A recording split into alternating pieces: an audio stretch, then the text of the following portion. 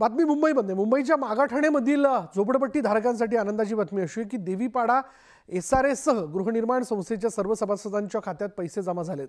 झोपडपट्टी पुनर्वसन प्राधिकरणाच्या वन टचद्वारे झोपडपट्टी धारकांना हे पैसे मिळालेत। केंद्रीय मंत्री पियुष गोयल यांच्या मार्गदर्शनाखाली आमदार प्रकाश सुर्वे यांच्या सततच्या पाठपुराव्याला यश आलं। इथल्या झोपडपट्टी धारकांना गेली 5 वर्ष कुठल्याही प्रकारचं भाडं विकासकाकडून मिळालं नव्हतं। दरम्यान प्रकाश सुर्वेंच्या या मदतीमुळे देवीपाडा गृहनिर्माण संस्थेच्या रहिवाशांनी त्यांचे आभार मानलेत।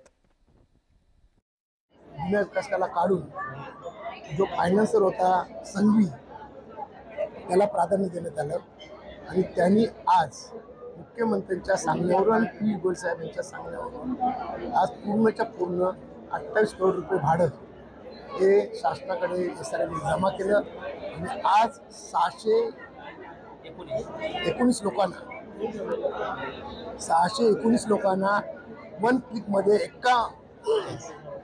क्लिकमध्ये त्यांच्या अकाउंटला 3.5 लाख रुपये भाडं त्यांना सुपूर्द झालेलं आहे।